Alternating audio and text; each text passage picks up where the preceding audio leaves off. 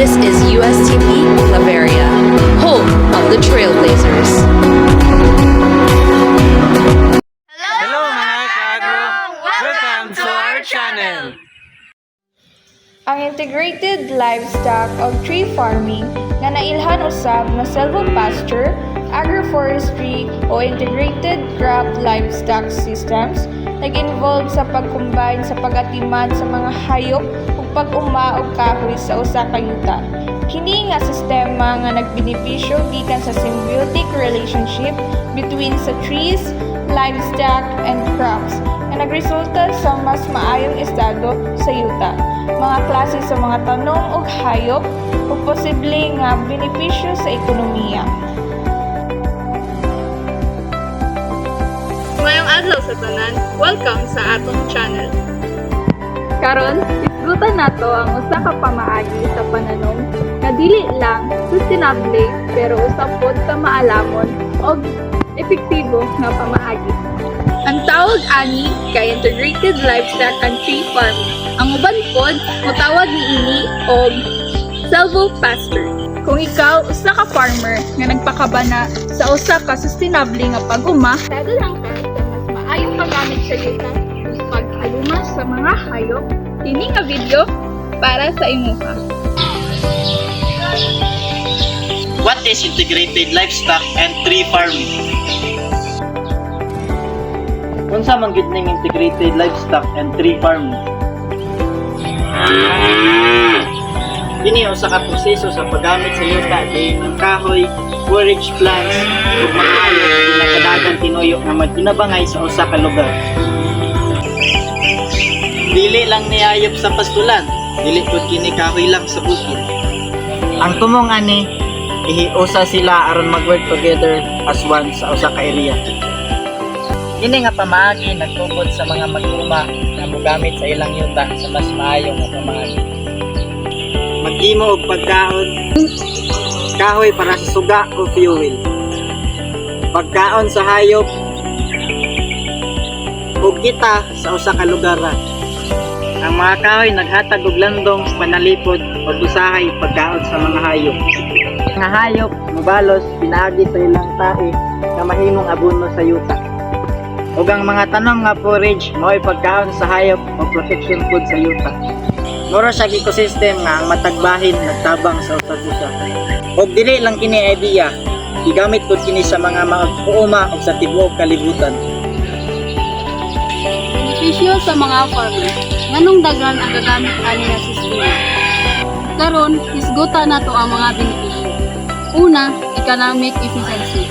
Kani daghan ni siya pamaagi nga makakuha ka kwarta bisag sa gamay nga luti lang. Dili lang kay hayop or kahoy ang imong magamit. Like pwede sad ka makatanom og mga prutas nga imong makuhaan sa matag adlaw. Ikaduha, maayo kini sa mga mahinsog nga hayop. Ang kahoy nagahatag og landong ug panalipod sa kalamidad nga moabot ug maminusan ang kainit nga atong nabatian karon. Isa sad ni nga dili dali ma-stress ang hayop tungod kay naay kahoy. Tulo, mahinayan ang gasto. Sama sa kahoy nga ipil-ipil ug madli kakao, kahatag ka ni protein sa yuta. Ug magkahinay ang commercial feeds or abono nga ilang ginakuan. Tas ang tai sa hayop makatabang sa kini nga magkuan sa gamot sa kahoy para makuan sa ilalong, makuha ang mineral nga kuanon, tas magamit nila ang mga natural nga sistema sa fertilizer like sa ilang paguma. Karon hisgutan nato ang mga opportunities. Una, access niche market. Kani makabaligya ka og mga isip organic ug sustainable nga mas taas pag-demand sa merkado. Ikaduha, government NGO support.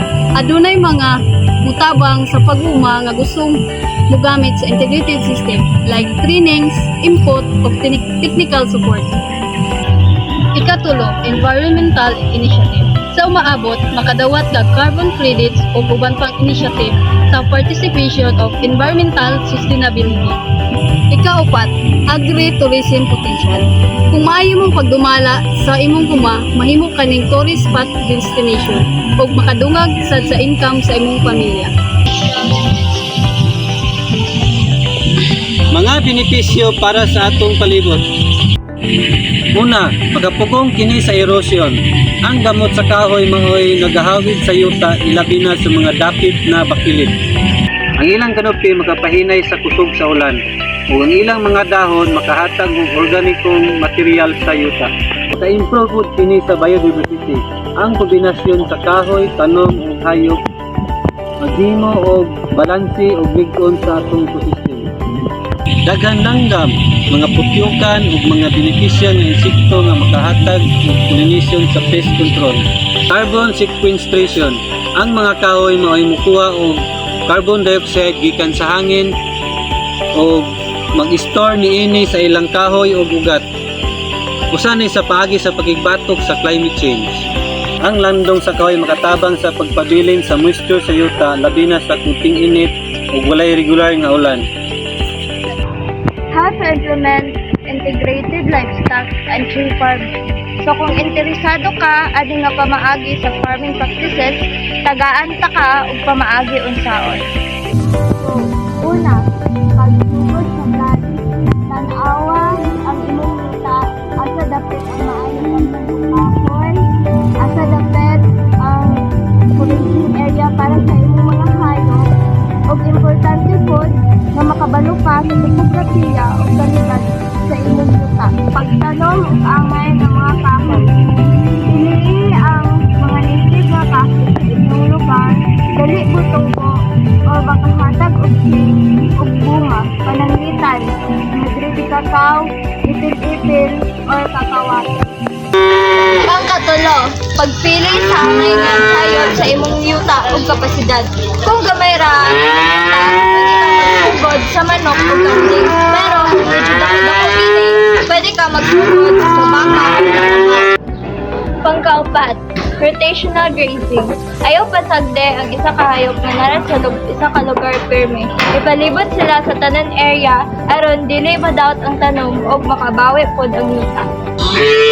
Og pangkalima, pag-monitor.